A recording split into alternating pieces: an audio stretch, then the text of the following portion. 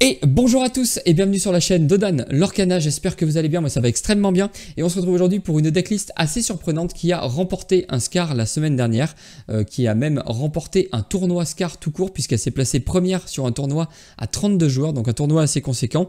En bonus, vous aurez le droit à une decklist similaire qui elle s'est placée troisième sur un tournoi à 42 joueurs, tout aussi impressionnant. Avant de passer à la vidéo, je vous rappelle que vous pouvez d'ores et déjà liker, commenter et partager la vidéo. Merci à tous ceux qui le font, ça me soutient, voire vous abonner à la chaîne pour ne pas rater les prochaines vidéos. Comme d'habitude, pour ceux qui n'ont pas le temps, vous retrouverez les decklists abordées en description de vidéo, tout comme le lien vers mon Instagram et vers le Discord de la team Alter Ego. N'hésitez pas à me rejoindre sur ces deux supports-là. Et on passe tout de suite à la decklist, une decklist rouge, gris, aggro. Non pas pirate, non pas lieu, mais bien aggro tout court. Un patchwork de bonnes créatures qui ont l'air de fonctionner ensemble. Vous verrez que la deuxième decklist que je vais vous présenter est assez similaire, même si elle est moins originale un petit peu que celle-ci. Celle-ci, c'est vraiment celle qui a le plus retenu mon attention. Et pour cause, elle embarque le Mickey Mouse Capitaine Pirate. Une carte qui n'a tout simplement jamais vu de jeu lors du 7-6 pour l'instant de manière compétitive, et bien c'est chose faite maintenant puisqu'elle a remporté quand même un tournoi Scar, donc c'est quand même pas mal. Une 4-4 pour 5 ancrables Killer 2 qui s'altère pour 3 et vous allez voir qu'on embarque évidemment un support à alter. Chaque fois que ce personnage est envoyé à l'aventure, choisissez un pirate qui gagne plus d'attaques et ce personnage ne subit pas de dommages lors de défis pour le reste de ce tour. Évidemment, le support à alter que vous allez embarquer, c'est le petit Mickey Mouse. L'autre tour 1 qui est un pirate, c'est la Vaiana, navigatrice autodidacte, une 3-2 pour 1 ancrable Killer 1. Ce personnage ne peut pas défier à moins que vous n'ayez un personnage capitaine en jeu. Et ben le Mickey Mouse va vous permettre d'aller trade avec ce personnage là, même si dans tous les cas ce personnage, même si vous ne trouvez pas votre Mickey Mouse capitaine, c'est pas très grave parce qu'en fait vous allez pouvoir avec le plan de jeu que vous avez avec ce deck là qui est quand même assez agressif, vous allez pouvoir partir tout le temps à l'aventure avec ce personnage là, et l'adversaire s'il veut venir vous le trade, globalement il va devoir perdre une créature, donc dans tous les cas en fait ça va être rentable pour vous parce que vous allez faire un de l'or et prendre une créature sur le board adverse ou un sort si jamais l'adversaire choisit de vous la tuer via du sort s'il joue grid par exemple. Donc voilà, un très bon tour 1 qu'on n'a pas encore beaucoup vu puisque les gens essayaient beaucoup de build pirate autour de cette Vaiana. Là ce joueur là en tout cas lui il a pas spécialement build pirate, il a juste choisi de faire un deck assez agressif dans des couleurs qu'on voit jamais.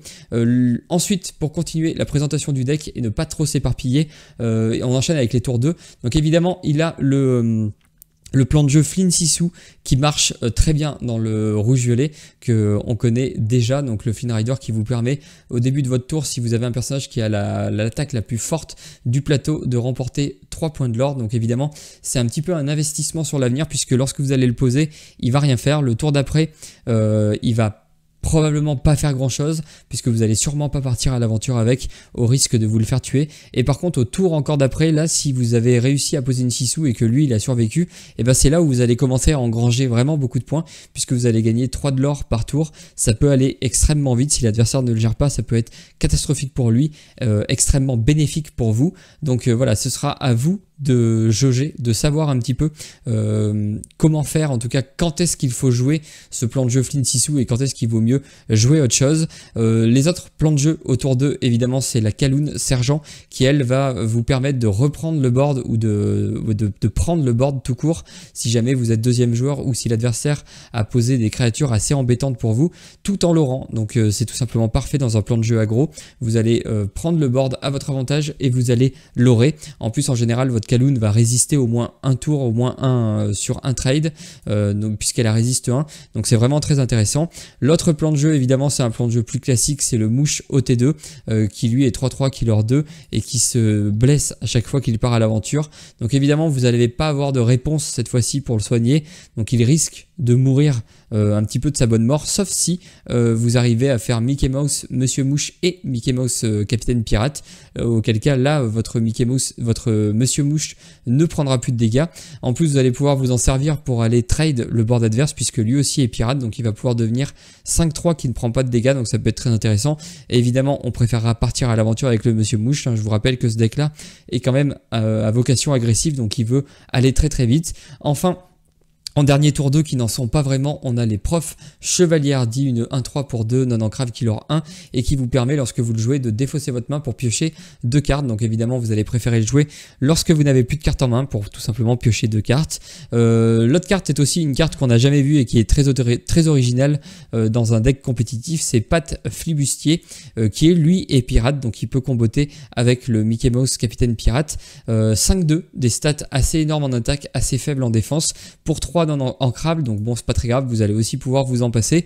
Évidemment il marche très bien avec le Flynn Rider. Si jamais vous choisissez de partir sur un plan de jeu Flynn Sissou, et ben vous pouvez le transformer en Flynn Pat puisque ça ira très bien, puisque 5 d'attaque c'est beaucoup, donc l'adversaire globalement n'aura pas de créature à 5 d'attaque au tour 3, donc vous allez pouvoir commencer à rentabiliser votre Flynn si c'est votre plan de jeu. Sinon vous allez pouvoir le rentabiliser avec les Mickey Mouse, puisque pendant que Mickey Mouse part à l'aventure, le Pat lui peut aller tout simplement nettoyer le board adverse. Donc c'est en gros il s'insère parfaitement dans 2 plans de jeu un peu différents. Le plan de jeu où vous allez gagner du lore grâce au Flynn Rider et au Pat, ou au plan de jeu où vous allez vouloir plutôt nettoyer le board grâce au Mickey et au Pat Flibustier.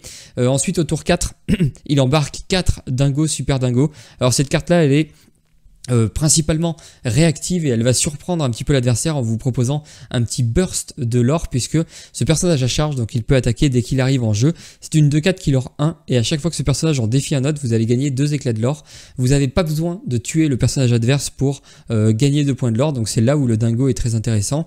Il est évidemment fait pour aller défier, hein, il lore que 1 si jamais vous partez à l'aventure avec, donc préférentiellement on veut l'envoyer dans une créature adverse. Si on peut tuer la créature, c'est très bien. Si on peut ne pas mourir sur le trade, c'est très bien. Mais dans tous les cas, ça va vous permettre pour 4 de faire 2 de l'or. Donc c'est ça qu'il faut retenir.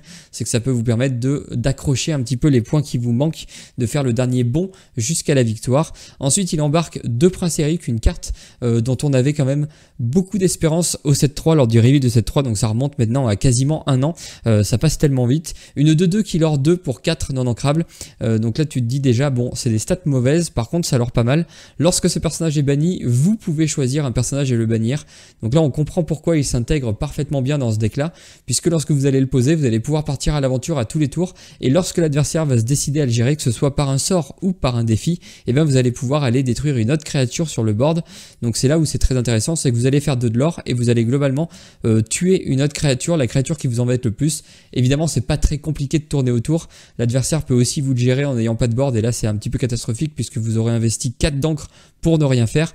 Il peut aussi envoyer une de 2 ou une petite créature avant de jouer ces grosses créatures, mais dans tous les cas voilà, vous êtes sûr qu'il va prendre un trade. La créature qui va au moins le défier va mourir, puisque vous allez quand même pouvoir le rentabiliser comme ça. Évidemment le plus catastrophique c'est s'il joue un sort, mais bon on n'est pas là pour voir les scénarios les plus catastrophiques, sinon tous les decks paraissent mauvais si on imagine la pire sortie et la pire situation pour le deck. Ensuite, pour protéger un petit peu votre board, le deck embarque 4 plutôt Chain Guard. Donc on connaît, hein, c'est pas mal joué dans tous les decks à base de gris, notamment les Amber Steel, qu'ils soient aggro, qu'ils soient song, qu'ils soient mine. Ils embarquent globalement tous des Pluto, puisque c'est une 5-5 rempart qui, dès qu'elle est blessée, devient 1-5. Donc ça peut dissuader l'adversaire de venir trade. Enfin, il va être obligé de venir trade. Il va être obligé de perdre une créature ou de perdre un sort et de tuer globalement votre Pluto en 2 fois. Ensuite, pour avoir un petit peu pareil de pep sur le board et pouvoir aller se débarrasser de créatures un peu pénibles, on joue du rouge, donc pourquoi se priver de globalement le meilleur T5 du jeu dans cette optique là, une 6-5 pour 5 ancrable, un Maui, idole des hommes, tout le monde connaît, tout le monde le redoute évidemment quand on affronte du rouge. On sait qu'à partir du tour 5 ça peut arriver un petit peu n'importe comment. Un Shenpo pour compléter un petit peu le plan de jeu rempart et protection un petit peu de vos petites créatures. Shenpo c'est un monstre, hein, une 4-7 pour 5 ancrables qui leur 1. Donc là l'adversaire va vraiment devoir s'y employer pour vous le tuer, parce que les Zeus ne suffiront pas, tous les sorts ne suffiront pas. Il va falloir qu'il envoie l'artillerie lourde pour vous tuer votre Shenpo. Donc vous, ça vous arrange, plus il passe du temps sur le Shenpo, plus il perd du temps sur vos autres créatures. Pour compléter un petit peu les profs Chevalier Hardy et pour piocher un petit peu plus efficacement, on a la bête héros tragique, une 3-5 hein, qu'on connaît beaucoup mais qui avait énormément disparu avec la surreprésentation de Madame Médusa dans la méta. En ce moment, Madame Medusa disparaît un petit peu, elle perd un petit peu de mode, enfin elle passe un peu de mode. Les gens préfèrent jouer des Madame de Tremaine ou jouer tout simplement autre chose. Donc là, la bête peut revenir en force puisqu'elle va vous permettre de piocher 2 à chaque tour si l'adversaire ne le gère pas. Dans tous les cas, même s'il la gère, c'est un excellent loreur. Enfin, s'il la tue pas en un tour, c'est un excellent loreur puisqu'elle l'aura 2. Et enfin, on joue rouge et on joue gris, donc autant prendre un petit peu de contrôle, notamment au travers des bagarres qui vont vous permettre de vous débarrasser de personnages que vous pouvez pas trade en retour, notamment je pense au génie en violet, des 2-4 hors d'atteinte, insaisissables. Donc là en fait le bagarre va vous permettre d'aller choisir un petit peu des créatures un peu pénibles. Alors évidemment on espère ne pas avoir à le jouer sur le tour 3, hein. Sur le tour 3 on a autre chose à faire, on veut développer notre board, mais ensuite plus la partie avance, si l'adversaire va vous trade, votre plan de jeu va pas se dérouler sans accro normalement, donc c'est là où la bagarre peut faire la différence. Allumer les mèches, c'est un petit peu pareil, ça va vous permettre d'aller faire 2 petits points de dégâts à certaines créatures et de pouvoir vous en sortir plus la partie avance. Et enfin 4 mines des 7 nains. Alors là c'est pas un jeu mine des 7 nains comme dans le Amber Steel, hein, parce qu'on embarque déjà que 2 profs, on n'embarque pas de joyeux, donc globalement les chevaliers vous en aurez que 2 pour faire proc la mine, mais par contre ça vous permet d'avoir vachement de résilience sur le board si vous jouez contre du rouge, si vous jouez contre du gris, si vous jouez en fait contre un peu tous les match-ups qui peuvent détruire votre board, vos créatures en tout cas, et ben la mine elle va rester et va vous permettre de l'aurer un petit peu passivement à chaque tour. L'adversaire va quand même devoir envoyer plusieurs créatures ou une seule, mais en tout cas il va devoir s'en occuper à un moment donné. Si jamais il ne le fait pas et que vous ça vous arrange, vous allez pouvoir quand même déplacer un personnage dessus pour 2 et faire 1 de dégâts. On sait jamais, ça peut vous aider à aller chercher des trades positifs ou chercher ce genre de choses, et surtout ça vous apporte, comme je l'ai dit, un petit peu de résilience. Voilà pour la présentation du deck. J'ai quand même envie de vous présenter la deuxième version qui a fini, elle, première sur un tournoi à 42 joueurs. Elle est beaucoup moins originale, beaucoup plus en ligne droite dans sa construction. Là il n'y a pas de Mickey, il n'y a pas de boucle Mickey, il n'y a pas de pattes, il n'y a pas plein de choses, il manque pas mal de choses. Par contre on le voit, la decklist est plus carrée puisque vous allez embarquer globalement beaucoup de cartes en x4, sauf le Gantou. Mais voilà, pour vous la présenter, donc c'est un petit peu la même chose, hein, c'est pour ça que je voulais vous la présenter à la même occasion, et que j'étais un petit peu surpris de voir ces 2 decklists là popper le même week-end, puisqu'elles se ressemblent quand même beaucoup dans l'idée. Donc là aussi il y a 4 Vaiana, il y a aussi le plan de jeu Flynn Rider avec 4 Flynn Rider faux amis et 4 Sisu combattants en hardy. Il y a cette fois-ci 4 Kaloun au lieu de seulement 2, donc là on veut vraiment que ce soit plus stable les sorties Kaloun si on en a besoin. Il y a également 4 mouches, il y a 4 profs au lieu d'en avoir que 2, donc là on veut piocher beaucoup plus facilement avec les profs. 4 Sisu, bon évidemment. Il y a 4 princes Eric au lieu d'en avoir que 2, donc il y a beaucoup plus. En fait les cartes, globalement c'est les mêmes cartes mais présentes en x4 à chaque fois. Il y a 4 plutôt, et enfin 4 bêtes au lieu de 3, si je dis pas de bêtises. Il y a toujours les bagarres et il y a le baboum pour remplacer allumer les mèches. Alors je pense qu'il a préféré prendre des baboums plutôt qu'allumer les mèches parce qu'il a déjà 15 non ancrables, l'autre decklist en a que 10. Donc là il pouvait pas se permettre d'embarquer encore 4 ou 3 allumer les mèches qui elles sont non ancrables. Pour assurer un petit peu de pioche, il a encore des perdus dans l'hiver. Il a pris des perdus dans l'hiver plutôt que des mines des 7 nains. Ça le permet de piocher, ça permet d'avoir un peu plus de cartes. Par contre il peut pas le chanter avant un long moment, donc c'est pour ça que je la trouve un petit peu moins intéressante, un petit peu moins cool à jouer, parce que je me dis que les perdus dans l'hiver, faut attendre quand même longtemps pour les jouer, et plus vous attendez, et ben infliger 2 de dégâts, c'est pas si extraordinaire que ça. Donc c'est pour ça que je préfère l'autre decklist. Mais celle-ci a fini quand même première, donc je voulais quand même vous la montrer. En tour 1, il a choisi, lui, plutôt que la boucle Mickey, il a choisi d'embarquer le Capitaine Crochet, qui est beaucoup plus défensif puisque c'est une 3-2. Alors peut-être que la méta qu'il attendait était beaucoup plus aggro, et auquel cas il avait besoin d'avoir plus de Kaloun, d'avoir besoin de plus de Capitaine Crochet, d'avoir besoin des Capitaines Crochet pour tenir un petit peu plus en début de partie.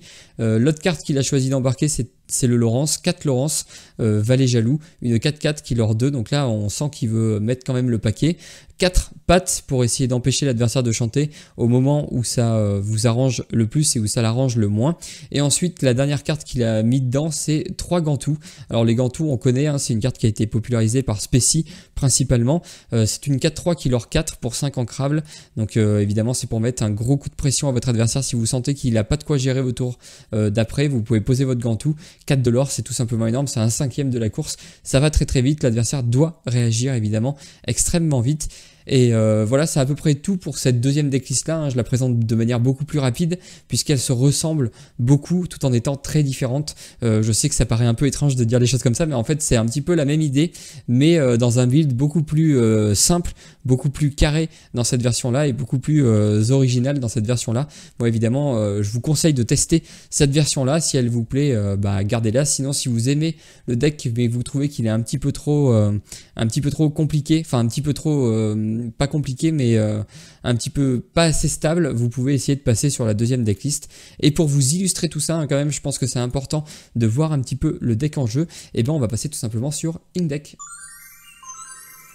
Et on va jouer, on va commencer tout simplement contre le bleu-rouge, un des match-ups que vous allez devoir rencontrer si vous voulez si vous voulez participer à l'Essai Championship. Il faut pas ignorer ce match-up là. Alors on va pas garder allumer les mèches, on va pas garder le baboom, par contre on va garder un plan de jeu assez agressif. On va pas garder le Pluto, pour l'instant on en a pas besoin, on va pas garder ça. Je pense pas qu'on va garder le Mickey Mouse, c'est pas le deck contre lequel on a envie de jouer. La mine, je pense pas, je pense qu'on a suffisamment de T2 pour aller tenter de chercher un Monsieur Mouche, ou principalement un Monsieur Mouche ou un Flynn d'ailleurs, ouais, c'est pas si mal. Par contre là on a le plan de jeu, qui peut être assez intéressant de Mickey dans le grand Mickey Mouse. Alors contre le bleu-rouge, est-ce qu'il vaut mieux avoir qu'une seule créature pour se la faire gérer ou en avoir plusieurs? Ça revient un peu au même. Je pense que là si on arrive à faire Mickey, Flynn, Mickey, ça peut être pas mal. Donc on va ancrer une Vaiana, on va jouer un Mickey Mouse et on va dire à notre adversaire d'y aller. Alors l'IA joue très très mal, hein, le bleu-rouge, donc globalement ne vous attendez pas à voir des miracles avec l'IA en face. Alors là on a le choix, soit on investit sur Flynn, soit on investit sur Monsieur Mouche. Flynn c'est plus rentable à long terme, mais ça peut évidemment ne pas être du tout le bon choix. Mais je pense que là on va tenter le Flynn. On va partir à l'aventure avec le Mickey. On n'a pas grand chose à perdre en faisant ça. Au tour d'après, on va pouvoir poser notre Mickey Mouse Capitaine Pirate. Et le tour d'après, on pourra poser Monsieur Mouche qui ne prendra pas de dégâts tant qu'on aura le.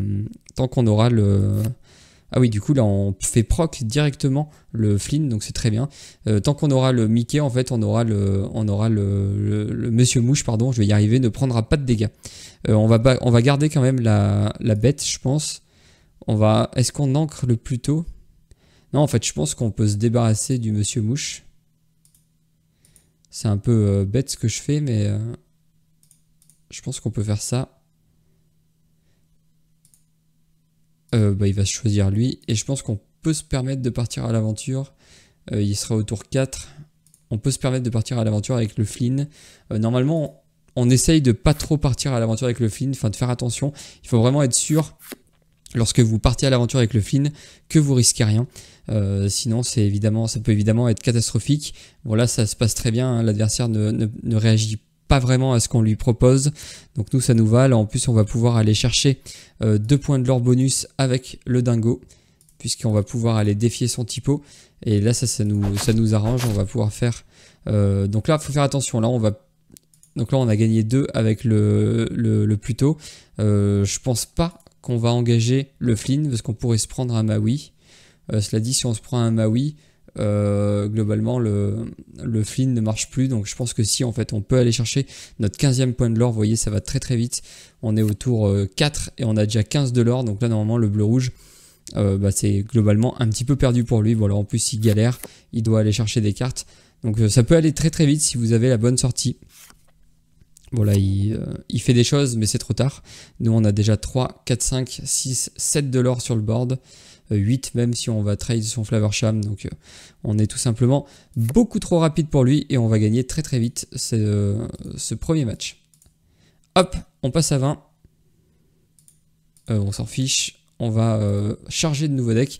On va tenter contre le Steel Song. Un match-up qui peut être compliqué. Mais le Mickey Mouse, le petit Mickey Mouse sera évidemment très intéressant. C'est l'adversaire qui commence, donc on va essayer de trouver le Mickey Mouse pour éviter de se faire prendre notre Vaiana sur un perdu dans l'hiver. Ça on n'en veut pas, ça on n'en veut pas. Le Flynn, je pense que contre Steel Song c'est pas très bon. En fait je pense qu'on va tout mulligan, on veut pas du tout cette main là. On veut T1, T2 Bon, on retrouve les mêmes cartes, ça c'est vraiment pas bien. Bon, l'avantage c'est qu'il n'a pas il n'a pas réussi à trouver sa petite Cendrillon, donc ça c'est pas mal pour nous. On va ancrer ça et on va jouer une Vaiana et on va passer. Il a ancré une Ariel. Ah, il trouve sa Cendrillon, ça c'est embêtant. Du coup, est-ce qu'on tente quand même le Flynn Rider? Je pense pas. Je pense qu'on le tentera plus tard à la rigueur. Par contre, on va jouer ça. Et on n'a pas le choix, on va partir à l'aventure avec notre Vaiana. Donc là, évidemment, il va pouvoir altérer le gros Robin, chanter une chanson. D'ailleurs, là, il aurait pu chanter plutôt que d'ancrer. Plutôt que d'ancrer le perdu. Ah bah voilà, il va le faire quand même. Je me disais, sinon c'est un peu bête. Il a tué notre pauvre Monsieur Mouche. Donc là, on est déjà un petit peu mal puisqu'on est loin derrière. On arrive au tour 3 et on a juste bagarre à jouer. C'est pas fou. On va le jouer et on va lui tuer, je pense, sa Cendrillon. C'est un petit peu la carte qui nous embête le plus. On peut partir à l'aventure. S'il trade avec ses Robins, c'est tant mieux pour nous. S'il trade avec son Laurence, c'est un peu chiant. Après, il a plus de cartes en main, il a pas de chanteur. Le tour d'après, on va pouvoir poser notre dingo. On a 2 dingos, donc ça peut nous permettre d'être assez réactif. On va prendre... On va nettoyer un petit peu le board en face avec les dingos et on va essayer de profiter de tout ça. Au prochain tour, on peut taper. Enfin, taper avec ce dingo. Il va mourir, mais on va quand même prendre 2 et faire 2 de l'or avec l'autre dingo. Bah non, bah parfait. Il choisit de taper notre Vaiana. Ah, ouais, bon, c'est plutôt bien joué. Taper notre Vaiana pour ensuite soigner son Laurence avec...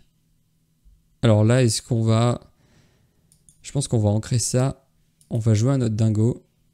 On va défier avec ce dingo. Il va mourir, mais on va quand même prendre du lore. Et cette fois-ci, on va redéfier et reprendre du lore. Donc là, vous voyez, on a quand même fait 4 de lore tout en détruisant un petit peu son board. Donc c'est là où le deck est quand même assez intéressant. Ce rêve bleu, bah nous ça nous va. En fait, l'avantage aussi quand vous jouez contre Steelsong, c'est que globalement, vous n'avez pas trop de soucis à vous faire. L'adversaire va souvent vous jouer des rêve bleu et du coup, vous allez pouvoir vous refaire une main. Là, je pense quand même qu'on va jouer Maui. On pourrait même jouer... Ouais, je pense qu'on va quand même jouer Maui. On va ancrer le Pat qui va pas nous servir à grand chose. On va jouer ce Maui pour aller... Non, on veut pas partir à l'aventure. On veut défier comme ceci. On lui détruit quand même ça. On veut aller défier comme ça. Oui, on veut prendre les 2 points de l'or. Et il nous reste 1 et on va rien faire. On va passer. Donc là, on a réussi un petit peu à équilibrer le board. Bon. Il a joué il en faut peu pour être heureux. Bon là, ça lui coûte cher. Hein, il va quand même chercher notre dingo, mais il avait intérêt. Nous, on va pouvoir prendre ce trade. Et maintenant, il va falloir qu'on voit comment on se débrouille pour la suite. Je pense qu'on va poser 2 Kaloun et la mine. Je pense que c'est pas mal.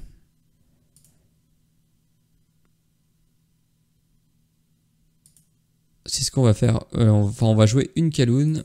On va jouer une mine. Et là, il nous reste 3. Je pense qu'on va jouer plutôt la Sissou pour essayer d'équilibrer un petit peu tous les trucs. On va aller taper son Prince Navin avec notre Maui. Et on va passer. Donc là, maintenant, on a posé notre mine. Ça va nous permettre de faire un petit peu de l'or passivement. Donc ça peut embêter l'adversaire. La grosse Cendrillon, c'est très embêtant. La grosse Cendrillon, c'est très embêtant. Quoique, on a le Prince Eric. Ah, on peut poser Prince Eric et Fire the Cannon pour aller tuer la Cendrillon. Je pense que c'est pas si mal, ça, comme plan de jeu.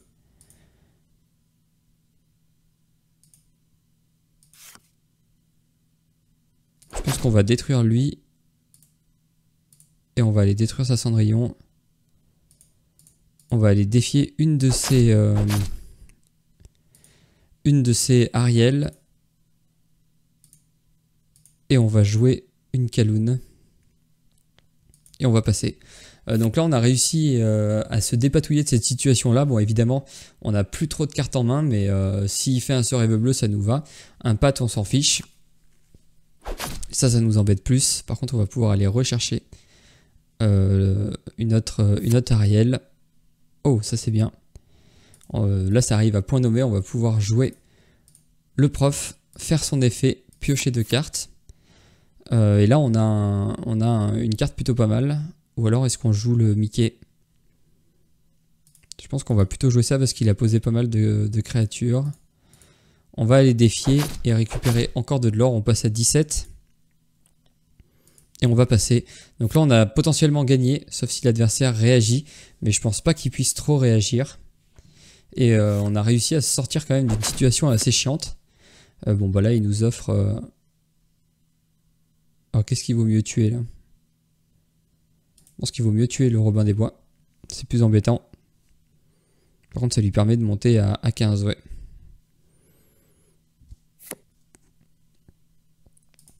Donc là, on va jouer toutes les cartes qu'on a dans notre main. On va évidemment pas shifter. Et on va partir à l'aventure. On peut le déplacer pour faire de dégâts. On va faire de dégâts au Navine et on va passer. C'est pas forcément ce qu'on veut. Mais là, l'adversaire peut pas faire grand chose d'autre. Il nous tue ça, mais on a suffisamment de résilience pour gagner. En plus, juste avec la mine. Donc ça reste des games assez linéaires. Hein. Vous allez avoir un plan de jeu assez simple. Ça peut être assez pénible si jamais l'adversaire vous empêche de faire ce que vous voulez. Notamment, enfin, je pense quand je dis vous empêcher de faire ce que vous voulez, c'est surtout s'il arrive à vous détruire le board et vous empêcher de piocher de manière assez efficace. Vous avez des profs, vous en avez que 2, donc ça peut être compliqué. S'il arrive en plus à blesser vos bêtes, voire vous tuer vos bêtes d'un coup, ça peut être très embêtant. Donc là, contre vert violet, on va vouloir garder un petit peu de résilience sur le board. On veut surtout les Kaloun qui vont être pas mal. Les Brolls, on les veut pas tout de suite. Ça, on le veut pas tout de suite. Lui, on le veut pas tout de suite. Et la question, c'est est-ce qu'on préfère un Mickey Mouse ou une Vaiana au début? Je pense qu'on va garder les deux. Et on va voir, de toute façon, on est encore deuxième joueur. De toute façon, on a pioché une main assez horrible. Là, on va jouer. On va ancrer une Vaiana. On va ancrer une Vaiana et on va jouer un Mickey Mouse pour lui dire qu'on peut aller prendre son adepte de Chernabog si jamais il est trop chiant. Ça, on s'en fiche un peu. On pourra aller le chercher avec une bagarre. Donc là, les Gogotomago joués dès le début, en général, c'est mauvais signe pour lui. C'est qu'il n'a pas grand-chose. Je vais ancrer un Mickey et on va jouer une Kaloun. Et on va partir à l'aventure. Donc là, évidemment, la Kaloun contre des créatures insaisissables, c'est pas le mieux. Mais ça reste quand même intéressant si jamais voilà, il joue des crabes ou des choses comme ça. Ok, il vient prendre le trade.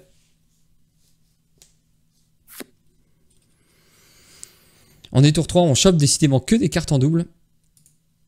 On va ancrer... Qu'est-ce qu'on ancre? On ancre une bête? Ou... Ouais, parce qu'on est quand même un peu loin. On va jouer une bagarre, on va lui tuer ça. Et on va partir à l'aventure avec la Kaloun. Alors ça... c'est pas terrible de faire ça parce que vaut mieux prendre du lore avec la Kaloun en allant trade évidemment. Là on est content, ça nous fait un joli trade. On a Fire the Cannon aussi. Voilà évidemment, on va pas se faire prier, on va jouer bagarre sur le génie adverse. La question c'est est-ce qu'on trade son Merlin?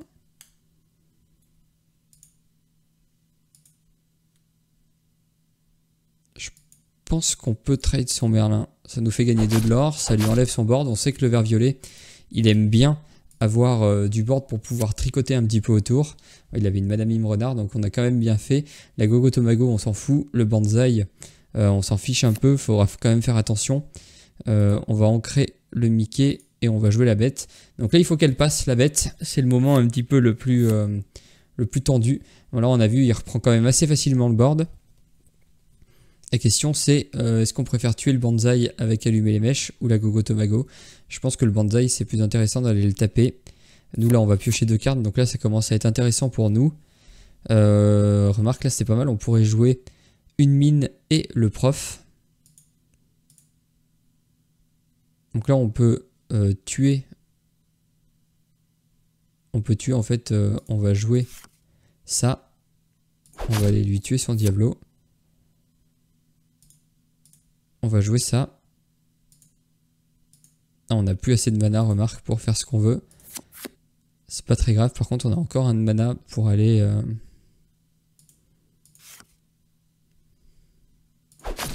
On va lui tuer son bonsaï. Et on va passer. Donc là on se défend quand même, on arrive à trouver un petit peu ce qu'il nous faut pour gérer le board adverse. Donc là il a mal joué, il aurait dû prendre un de l'or avant, évidemment. Donc là on va pouvoir déplacer pour 2 le prof dedans. On va voir ce qu'on pioche. On a le gros Mickey ou le... Je pense qu'on va plutôt jouer le prince Eric. On va bouger lui ici. On va pouvoir faire 2 de dégâts à sa créature et on va pouvoir partir à l'aventure. Arrivé à 6-6, là on a un board qui est beaucoup plus intéressant que le sien. Puisque on a Prince Eric qui va partir à l'aventure tout le temps et qui va lui prendre... Oula. Alors là, est-ce qu'on préfère lui tuer la Elsa ou le Merlin? Je pense qu'on va lui tuer la Elsa, c'est chiant qu'il puisse incliner nos personnages. Bon là, il va découvrir qu'on n'a rien du tout. Ça c'est pas mal, on a le dingo qui va pouvoir aller finir la Madame Mime. On va piocher évidemment 2 cartes. Toujours très important de piocher beaucoup de cartes. On va pouvoir jouer ça. Aller défier la Madame Mime. Donc là on peut pas le redéplacer. Par contre on va juste partir à l'aventure avec. Et il nous reste 3. Question c'est est-ce qu'on garde... est-ce qu'on veut poser le pat? Je pense pas, je pense qu'on peut, se permettre d'ancrer le pat. Et au prochain tour on jouera le plus tôt. Et je pense que ça peut vraiment l'embêter le plus tôt. Donc là il pioche, il pioche, il pioche. Il nous détruit notre pauvre dingo. Il faut faire quand même attention, ça peut aller vite. Il est à combien? J'ai pas vu. Je suis à 11, il est à 8. Il fait 1, 2, 3, 4, 5, 6 de l'or. Et nous on fait 4 de l'or par tour. On pourrait jouer ces 2. Ou alors le dingo. Je pense qu'on va jouer le dingo en rempart. Et on va jouer le Flynn. Et là on va mettre un petit coup de pression, enfin on va mettre un petit coup de collier. Et on va aller l'orer de 3 cette fois, donc 4 avec la mine en un tour. Et là il va falloir qu'il gère notre Flynn. Que ça nous va, hein, il dépense beaucoup de temps pour aller taper notre dingo. Il arrive à le tuer au bout d'un moment. Il pourrait aller taper Bon là, le problème c'est qu'il va nous bloquer le plus 3 de l'or avec le Flynn. Il est à 12, nous on est à 14, 15, 16, 17, 18, 19. Et lui, est-ce qu'il gagne 1, 2, 3, 4, 5, 6, 7? Il gagne pas non plus, mais attention, il pourrait gagner facilement. Heureusement, on a pioché un Maui qu'on va pouvoir... On peut jouer Maui et le déplacer là pour aller tuer le Cursed Merfolk. C'est ce qu'on va faire d'ailleurs. On va jouer lui, on va pouvoir défier... ça a un peu pas d'importance.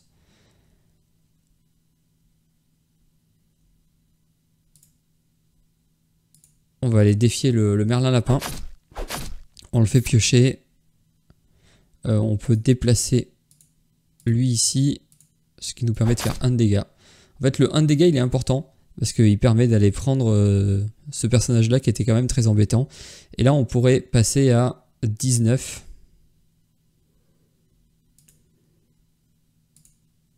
16, 17, 18, 19. Je pense qu'on passe à 19, hein, de toute façon... il pourra pas détruire la mine, la bête et tout le reste. Et normalement, c'est tout simplement échec et mat à ce moment-là de la partie. Bon, en plus, il prend des trades douteux. Ah, quoique Gogotomago, est-ce que ça le fait pas gagner?